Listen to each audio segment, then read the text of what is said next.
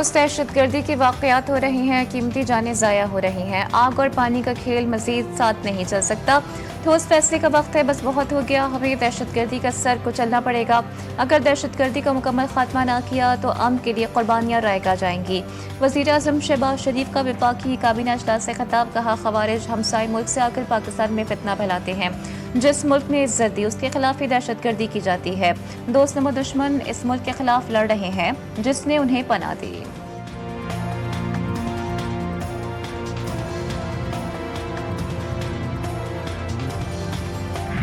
State bank के ज़राए मुबादला ज़खायर में $20 मिलियन का इजाफा। 3 अक्टूबर को मजमूई ज़राए मुबादला ज़खायर $19,810 मिलियन से ज्यादा थे। स्टेट बैंक के पास ज़राए मुबादला के ज़खायर $14,420 मिलियन से ज्यादा हैं। कमर्शियल बैंकों के पास ज़राए मुबादला के ज़खायर $5,390 मिलियन से ज्यादा है। ईरान की जानिब से हमास इसराइल मुआहदे का खैर मकदम। तर्जुमान ईरानी वज़ारत ख़ारजा इस्माइल बकाई कहते हैं कि गज़ा में नस्लकुशी रोकने फ़लस्तीनियों के इमदाद की कोशिश का खैर मकदम करते हैं। फ़लस्तीनियों के हक़ खुद इरादियत तस्लीम करने वाले मंसूबों की हिमायत करते हैं। हम अपने शहरियों की बाहिफाजत वापसी के लिए पुरअज़्म हैं। तमाम यरग़मालियों को वापस लाएंगे। इजराइल और हमास के मुआहदे पर दस्तखत के बाद नेतन्याहू का बयान। कहा, हमास तमाम यानी 20 जिंदा यरग़मालियों को 72 घंटे में रिहाई दे देगी। इजरायली वज़ीर ख़ज़ाना की हट धर्मी बरकरार। कहा, कैदियों की वापसी के बाद हमास को नेस्तनाबूद करना होगा। जंग जब तक जारी रहनी चाहिए जब तक तमाम मकासद हासिल न हो। हम गज़ा पर कब्जे और फौजी दबाव के हक में हैं। कैदियों की रिहाई जंग रोकने की शर्त नहीं बनेगी। कतर का भी हम मुआहदे पर इत्मीनान का इजहार। कतरी वज़ारत ख़ारजा का कहना है कि गज़ा जंग बंदी मुआहदे के पहले मरहले में जंग के खात्मे, इसराइली यरग़मालियों और फ़लस्तीनी कैदियों की रिहाई और इमदाद की फराहमी मुमकिन होगी। अक़वाम मुत्तहिदा के सेक्रेटरी जनरल एंटोनियो गुतेरेस का भी जंग बंदी मुआहदे का खैर मकदम। सऊदी वज़ारत ख़ारजा ने अपने बयान में कहा कि उन्हें उम्मीद है कि इस मुआहदे से हंगामी बुनियादों पर गज़ा में इमदाद की फराहमी मुमकिन बनाई जाएगी। मुत्तहिदा अरब अमारात का फ़लस्तीन की हिमायती अज़म का यादा। लेबनानी सदर ने इब्तदाई मुआहदे को मुस्तकिल जंग बंदी की तरफ पहला कदम करार दिया। तुर्क सदर ने कहा कि तुर्किया मुआहदे के इतलाक़ के अमल की निगरानी करेगा। बरतानवी वज़ीर आज़म ने कहा कि ये लम्हा फ़लस्तीनी शहरियों के लिए इत्मीनान बख्श है। अमरीकी सदर की वज़ीर ख़ारजा से सरगोशी। मार्को रूबियो ने सदर को एक नोट दिया जिसके बाद ट्रंप ने प्रेस कॉन्फ्रेंस मुख्तसर कर दी। नोट की तहरीर सोशल मीडिया पर वायरल। नोट में लिखा था कि आपको जल्द ही अपने ऑफिशियल अकाउंट पर पोस्ट की मंजूरी देनी होगी ताकि आप सबसे पहले इस मुआहदे का ऐलान कर सकें।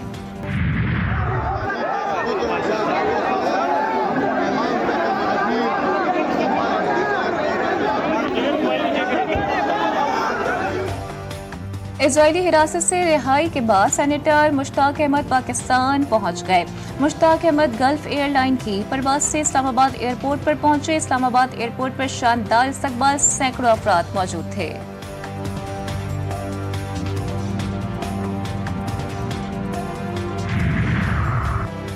पीपल्स पार्टी और नून लीग में सीज फायर। वज़ीर आज़म शहबाज शरीफ का बिलावल भुट्टो जरदारी को फोन। सैलाबी सूरत हाल, सैलाब, खारजा पॉलिसी पर बातचीत। सियासत में इल्ज़ाम तराशी खत्म करना होगी, मिलकर काम करने की ज़रूरत है। दोनों रहनुमाओं में गुफ्तगू। वज़ीर आज़म ने कहा कि आपने बतौर वज़ीर ख़ारजा बेहतरीन काम किया। इसका सिला पाकिस्तान को आलमी कामयाबियों की सूरत मिला है। राना सनाउल्लाह का कहना है कि पीपल्स पार्टी और नून लीग के मामलात बड़ों ने हल करा दिए। बयानात में तल्खी आई थी, अब हालात मामूल के मुताबिक हैं।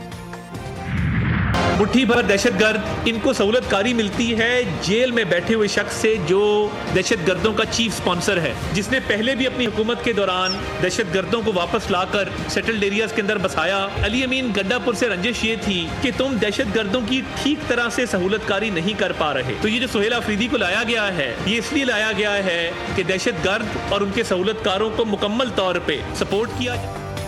सुहेल आफरीदी को KPK में दहशतगर्दों की सहूलतकारी के लिए लाया गया। सुहेल आफरीदी के जरिए दहशतगर्दों को सहूलतकारी की इजाज़त हरगिज़ नहीं देंगे। वज़ीर इत्तला तत्ता तारर ने साफ साफ बता दिया। कहा, जेल में बैठे शख्स के दौर में दहशतगर्दों को वापस लाया गया। लंदन की अदालत के फैसले से PTI का बयानिया पिट गया। खैबर पख्तूनख्वा की सूबाई हुकूमत ने भारी रिश्वत के एवज़ ओहदे बेचे। रियासत मुखालिफ बयानिया बानी PTI का एजेंडा है। तहरीक इंसाफ में बड़ी तब्दीलियां मुतवक्के। वज़ीर आला KP की तब्दीली के बाद अब मरकजी क़यादत में भी तब्दीली का इम्कान। ज़राए के मुताबिक चेयरमैन PTI बैरिस्टर गौहर को भी ओहदे से हटाए जाने का इम्कान। जुनैद अकबर को निगरान चेयरमैन PTI बनाए जाने का इम्कान। शेख वकास अकरम की जगह रऊफ हसन को सेक्रेटरी इत्तलात लगाने का इम्कान। मेरे पास कोई सिर्फ अभी तक ऑफिशियली नहीं आया और जब मेरे पास ऑफिशियल आएगा तो मैं कानून के मुताबिक काम करूँगा। फेक न्यूज़ है, मेरे मिलिट्री सेक्रेटरी साहब के पास नहीं आने, मेरे सेक्रेटरीट में है। जब आएगा तो हम उसको ऑफिशियल। गंडापुर का कोई ऑफिशियल इस्तीफा नहीं आया। जब इस्तीफा आएगा तो कानून के मुताबिक कार्रवाई करूंगा। गवर्नर KP के फैसल करीम कुंडी कहते हैं मिलिट्री सेक्रेटरी को इस्तीफा मौसूल होना फेक न्यूज़ है।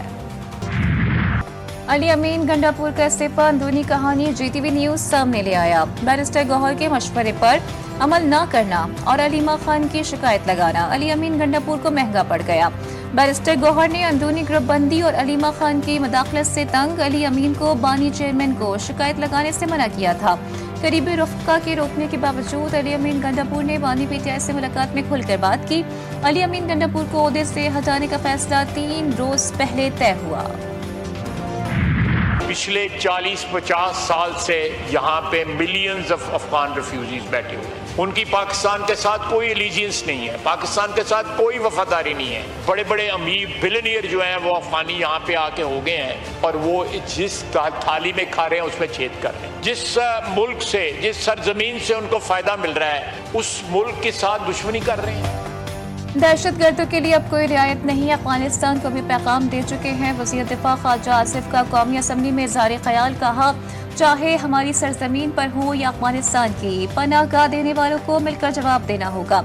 जहां पनाहगाहें होंगी उन्हें भुगतना होगा। कहा गया कि 10 अरब रुपए दें तो तालिबान की बॉर्डर के करीब पनाहगाहें मुंतकिल कर देंगे। हमने कहा तालिबान वापस नहीं आएंगे, इसकी गारंटी क्या है? अफगानिस्तान इस गारंटी का जवाब नहीं दे सका। राजा परवेज अशरफ बोले, पाकिस्तान में जो भी दहशतगर्दी हो रही है इसके पीछे भारत है। भारत दहशतगर्दी का बहाना बनाकर पाकिस्तान पर हमलावर हुआ।